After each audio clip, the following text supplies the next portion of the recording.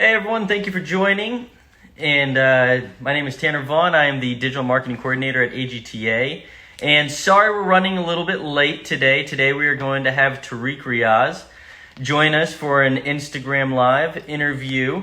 He was a third place and the manufacturing honors winner in evening wear. So let's see if he... Here we go. Let's...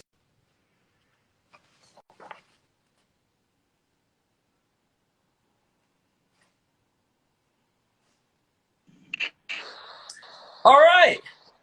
Hello, Tanner. I don't know what worked, but you know what? Like we said, weird things have happened. So everyone, Yes. just let you know, him and I have been taking the last 30 minutes to try to figure out why we couldn't get connected. We were doing practice runs and nothing worked, but now it worked. It was meant to be.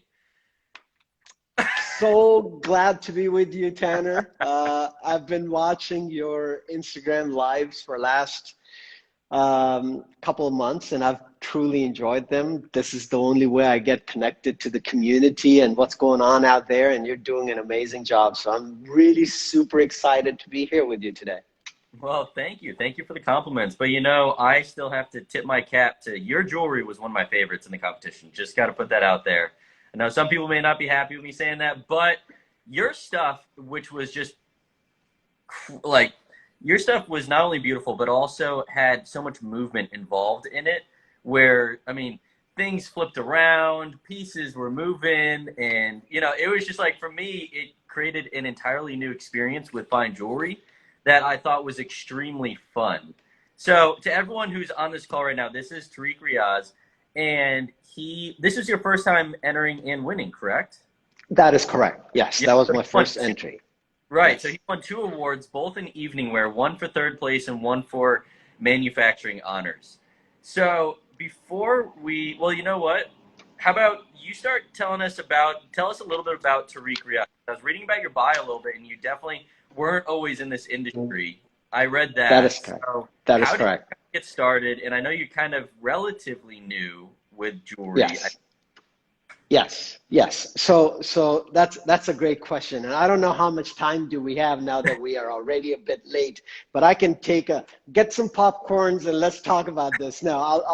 I'll tell you honestly, it's been an interesting 7 years. So I started about 7 years ago specifically in doing what I'm doing. My previous life before that, I come with a disclaimer. I have absolutely no experience 7 years ago in any jewelry, none of my family, I have no pedigree, I never went to any jewelry design school, none of that. So let me just tell you what I did though. Okay. I went to University of Arizona in Tucson. I did computer engineering, MIS, operations management. I had my time in the Silicon Valley working for the tech firms. I was a technologist. I worked with healthcare, financial services, and I Okay. did all of that. But always in my heart, I knew that that was not my calling. I was not just born to do that. I just knew all along that there's something missing. Don't get me wrong, financially it was absolutely spectacular. Career-wise, I was doing what I could do, and Yep. everything was going fine. But inside, deep down, I felt that there's something missing. And here's what happened 7 years ago. So there are small little milestones that now I look back, I can connect the dots and I can say, yes, maybe that was a turning point and that was a turning point. So I remember my wife was pregnant with our first daughter 7 years ago, and she was going through the natural changes in her body, and her wedding ring would not fit, and that was her favorite ring. And she said, you know, she would always complain about it. I'm like, you know what, I'm gonna surprise this my wife, and I'm gonna get her an absolutely spectacular ring, because not to go too much into my personal life, but we've had a couple of unsuccessful attempts of pregnancy. We lost our child, the first few, and so this was a big milestone. And I said, well, once we go through the first trimester, I'm going to surprise her. I'm going to give her the best ring. So I went out, and not to name names, I went to what you may call the big designer stores, to all kinds of places. Yeah. And her finger size 7.5 either was not in stock, or it would be, I could just tell that she's gonna get back. She's not going to have swollen fingers. Eventually, she's going to say it's too loose. It cannot be resized. These big brands would not. And I'm like, you know what? There are places that claim that they've been doing it for 150 years, but I don't think that it's been done justice with it. So here again, this is my personal opinion. Please, I'm not putting anyone down. This is just my journey I'm sharing with you. So I came home and I started designing a ring, and I'm like, if I do it from someone who absolutely have no clue how to design jewelry, how would I do it? And that is the beginning of that journey, Tanner. I ended up quitting my job. I completely left what I was doing. I opened a studio. This journey that I was going through was in Abu Dhabi. So I said, you know what? I'm going to set up a whole studio. I went to Belgium. I went to all the places that I could to learn every single thing. I joined GIA. I did the color stone. So I'm just saying, from that first little step that brought me, and I fell in love with absolutely every single thing there is to love about jewelry. And I never claimed to be an expert. I never claimed that I got it down, but I solved every single of the problems that I could think of was in the jewelry. The bling bling should not be just bling bling. It should have functionality. It should have, so that was my whole thing. And this is how, so I'll tell you, so the first collection that I made was 21 total pieces. And after my first wife's ring that I made, and it took me 3.5 years.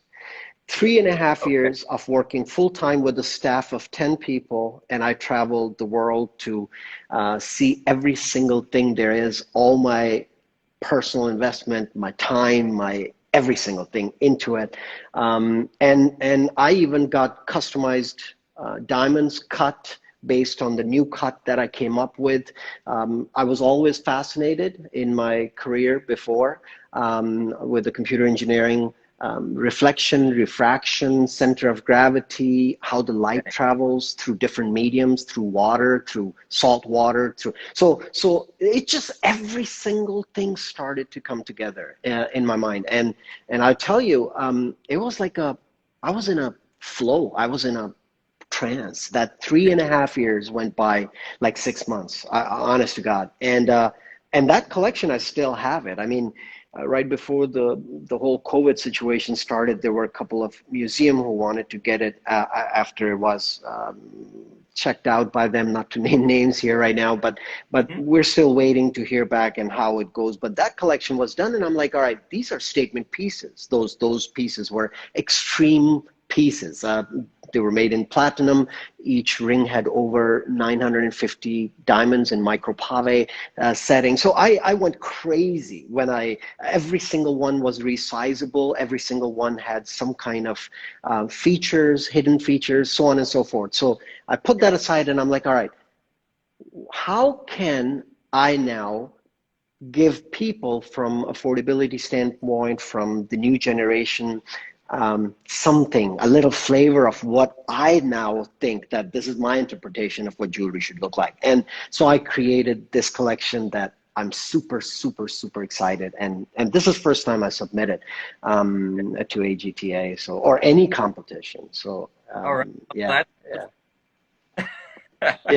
Yeah. Well, So that's my let's journey. first pop up so that people, I'm sure people here may be wondering what it was you won with. So let's start off with, which one do you want to start off with? Your third place, the Chameleon Ring? Sure, we can start with my Chameleon Ring, yes. Right. So I'll show you my Chameleon Ring. 1 second, just bear with me. I'll do the justice to my... Yes, I do. I sure do. So everyone, this is his Chameleon Ring. So it is an 18-karat white and rose gold ring featuring a 3.55-karat rhodolite garnet and a 0.10 karat peridot accented with saffrite garnets, pink sapphires, and diamonds. And this one, you've got it with you, and it has a feature here. So notice, in this picture, you can only see the peridot, but let's see, did you flip it? Yeah, 1, 2, 3, here we go. There we go. So that was so much fun. So here's the peridot on my screen. You can see it on his. So extremely fun. All you gotta do is just move it around, and then it flips around to red and green. Yes. So, Tanner, the idea for this and the whole concept was to anytime someone is sitting at an event, a lady is sitting and she takes a sip of her glass of wine or coffee or whatever she happens to be enjoying as a beverage, every time she takes a sip, it will turn into a different color stone. And the person sitting across from her might be like, are we hallucinating? What's going on? So that was the main concept. But on the other hand, we also built in a feature where you can lock it in one of the setups that it Okay. matches your outfit or whatever you feel like wearing. So it can lock on that setup and it can stay. But Tanner, that is not the only amazing thing. The most amazing thing about this ring was this internal sizing mechanism. So inside, if you can see these sizing mechanisms. These are Oh, two springs, and they're adjustable up to 8 finger sizes. And so this finger or this ring or any of my rings never have to be resized. I have 4 different types of mechanisms. We're just filing a patent. There are a couple other things going on in that area, but that was the most challenging part. This ring, the mechanism to get that down to this absolute perfect way that it seamlessly switches before even blink of an eye was about a year worth of work. So and most of the work then went into the sizing, the craftsmanship. It's loop clean, 10-time magnification clean. Every single jewelry that I make, I claim to have loop clean. It's 10 times magnification clean, the craftsmanship. So that was my Chameleon ring, and I know that I could have done a better job, especially when it's AGTA we're talking about with the color stone selection. And at the time when COVID started, this is right in the dead middle of it when yeah. the center stones were being set, and we had these stones being custom cut by someone, which stopped their production and their whole in Bangkok. So they could not finish those stones. So whatever I could put from my safe, I went through my safe, and whatever I could find, I added those at least so that I could submit it. So yeah. It So was, so it was, that's uh, it was definitely up to, I think, AGTA Spectrum's, standing. So don't think it was not living up to it. Won thank awards, you, you know. thank you, thank you.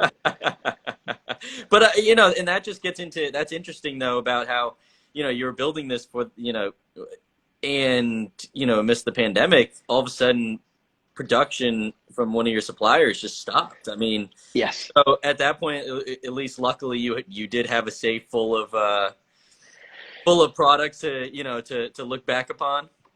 Yeah, I would not say full of, but I had enough that I could scrape the bottoms of it and find, because in a mechanism like this where you have to play with the weight, the heft of the stone, the shape of the stone, the Mhm. depth of the stone, because it has to do a certain functionality inside. So this was a tricky part, and we could not tweak the stone. I don't have anyone at my staff that is a stone cutter. Maybe that's Uh, another conversation to be had. We're going down that path, but for now, yeah. So I'm just glad. I'm absolutely humbled by AGTA recognizing this and my hard work paying off, and I'm super happy with it the way it came out. Yeah, I know. Internally in the staff, when we got this ring, we were just like, it was so much fun to, don't like to say we like to play with the jewelry, but how could you not interact with this when it was flipping around Yeah, inside? I didn't even notice yeah, the ring, the sizing mechanism. I noticed the resizing, or like, the ability to move and expand to people's fingers on the next piece, which I think I this is see. a segue into it. Yes, This yes, and I want to hear about how you also did this one, because when you were kind of teeing up the your wife's finger having grown and her yes, ring didn't fit, yes, I was yes. immediately thinking of this ring, not the other one.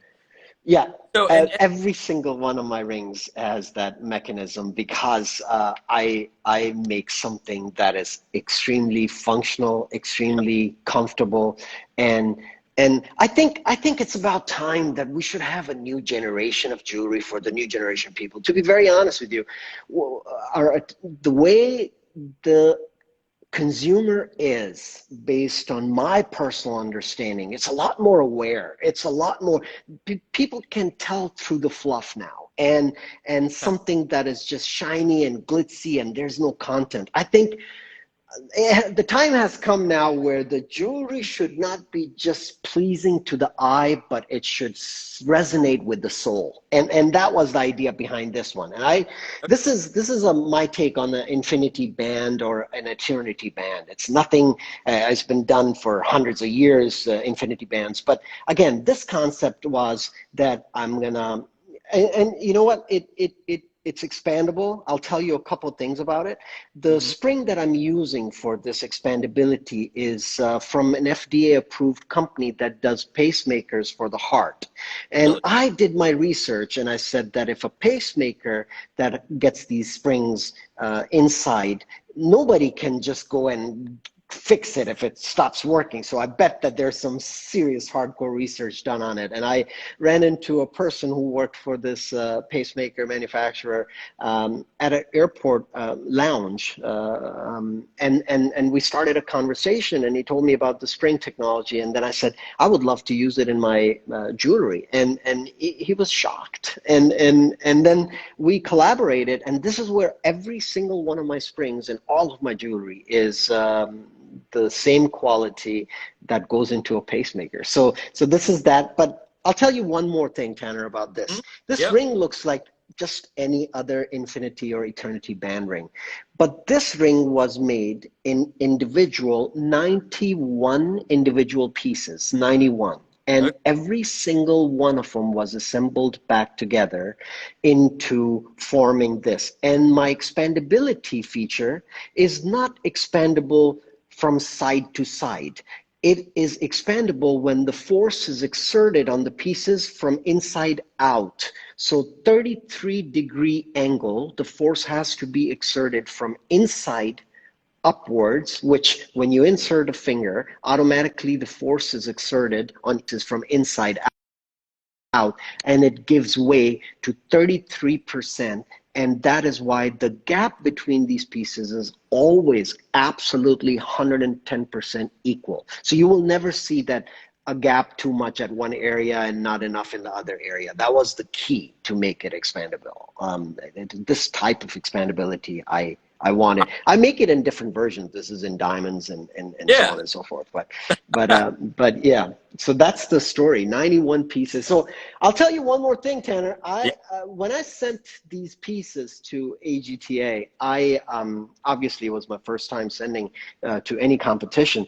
I was not sure because what I was told that you guys received the highest record number of entries for AGTA awards, and I thought that I don't know what's going to happen with so many pieces that you guys received, and then to be able to pick this and giving me the manufacturing honors award, I really think that the judges and everyone, they were doing their job. They saw it. They saw exactly what I meant to show without making it extremely, hey, look at this big grand piece or something. It was just, it's a humble, non-flashy, just a regular ring. But when you put it on your finger, it just resonates with the soul. So, and I think Mm. that's what the judges saw. And I was extremely happy to win the that award as well. So yeah, Yeah. And so you bring up a good point. So I remember when we were having the conversations, or not we, as in me, I was just in the room.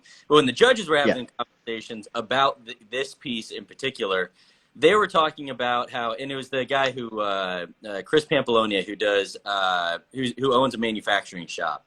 And he okay, was looking at it, and and everyone was pretty much agreeing in it. He was talking about how it is with all of the pieces and parts and the movements and all that. he was talking about how it's definitely manufacturable, but what he really liked about it was also its appeal to mass market, Yes. which not every piece, like I don't think your third place winner, I mean that's in my mind a one of a kind, Yes. but this definitely could go the distance in saying, like, I could see a lot of people wanting a ring just like this one in tons of different gemstone colors or metal colors and all that kind of stuff. And that's what I love about this one, is that it's both simple and complex at the same time. Yes. I mean, you can Yes. see all the work that had to have gone into it. I mean, with reaching out and collaborating with pacemaker technology and I went down to Tanner. I went down the rabbit hole as deep down as I could, and to be honest with you, to my benefit, it gets darker the more deep you go. So at some point in time, you're just like, all right, you know what? Now it's just the escalation commitment. Just keep on going. So to be honest with you, with most of my creations in the beginning, the 7-year journey, the hardest part in the beginning was how to detach myself with an outcome. So as long as I'm not making it to win a competition, as long as I'm not making it to make it the best seller, as long as I'm not making it to make the most money out of it, so I don't have that, diminishing law of return. So I can go down as far down as my heart desires, because my contentment is not tied to the overall financial outcome from it, but it's just the pursuit of that perfection. But I'll tell you one more thing. It'll be unfair if I don't.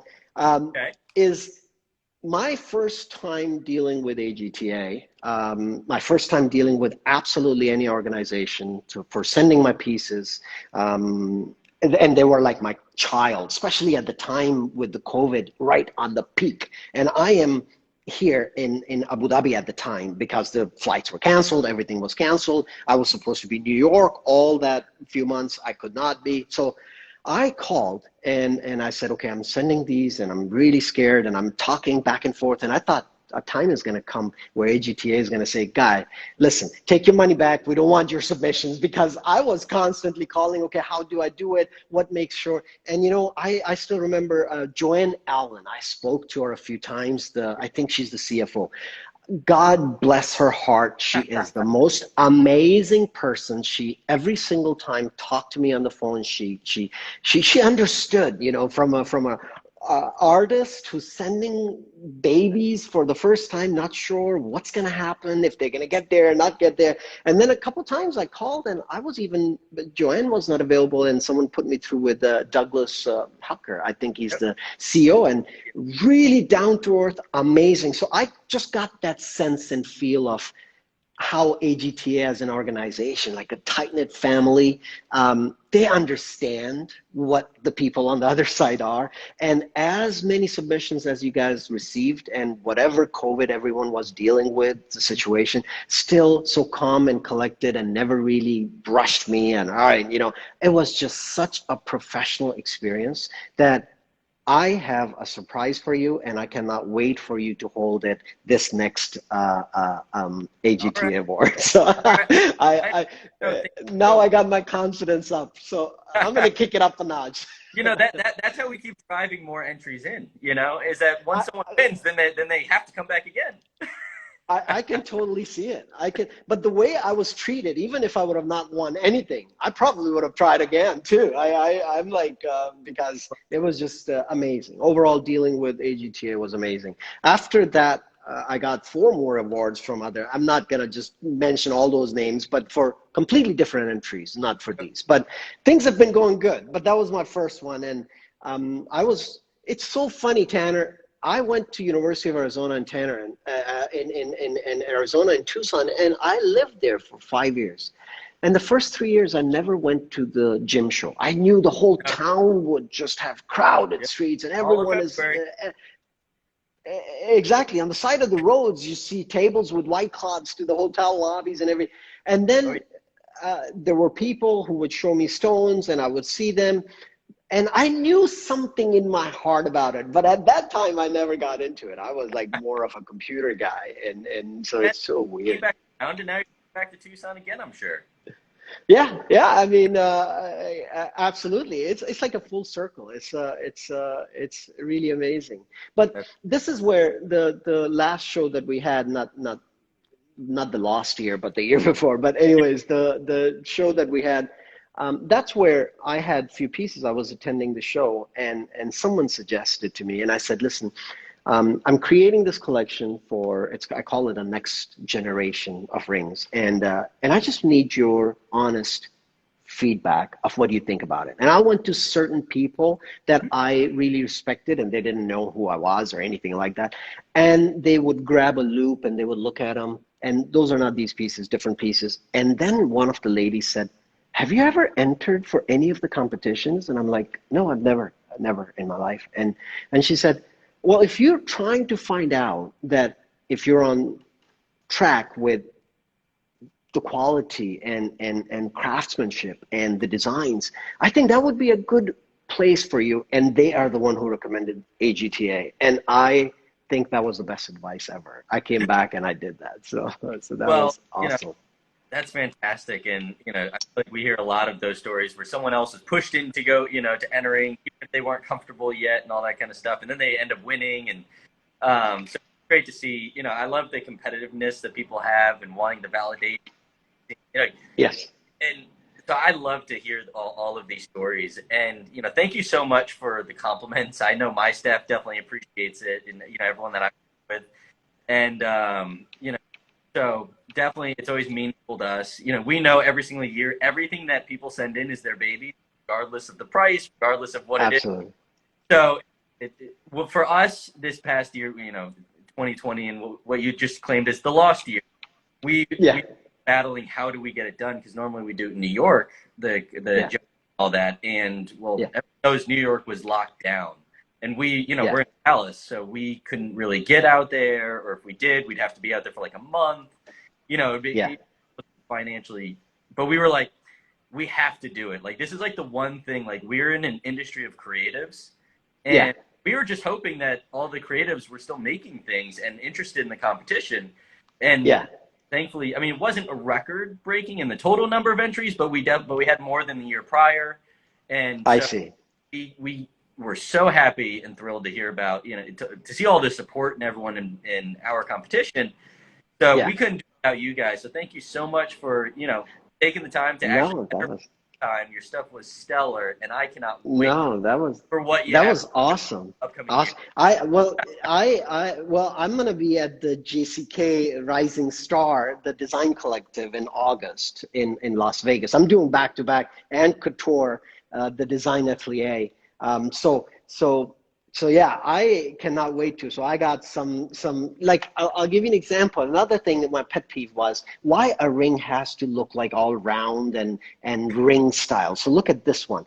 I'm like, if you're not wearing it, it should be just whatever it is. And as soon as your finger goes into it, it becomes a ring. And so I have some really, really different take on complete different way. And I think I early on realized that if I really need to have this full creative freedom, I'm going to have to get the manufacturing in-house. So now, for last 4 years, from the first line on a piece of paper, this is what I can sum it up as my company. A first line on a piece of paper to the final product all gets done under one roof within the location that we have here in Abu Dhabi, and we create the whole thing here. We still do in America as well, and we still have present there and in Austin, Texas. But this is where my studio is. This is where I found my calling, and I said, all right, I'm gonna get into the zone here, and this is where the whole studio is set up. But no, it's been an amazing journey so far, and I feel like I just got acknowledged. I just got this feedback from being on the right track, and now sky's the limit. So now I'm just going all out. I have no worries, no doubts. I didn't have them before either, but I got some interesting things coming up very soon. Well, that's fantastic. I think we're pushing the power mark right now. And okay. so much for sharing your story. I can't Thank you, Tanner. Everyone, thank you very much. beginning. This is Tariq Riaz. He won third place and manufacturing honors in our evening wear category for the 2020 AGTA Spectrum Awards competition. And his story is absolutely, completely unique, very unconventional, but absolutely love it. And it gives him a very fresh perspective. So, I'm going to try to get this up on our IGTV. So if you guys missed the beginning, you can watch the beginning. And thank you everyone for joining. And Tariq, thank you so much for taking the time to join us today. Thank you, Tanner. Thank you very much. Take care. Have a good day. Bye. Bye-bye.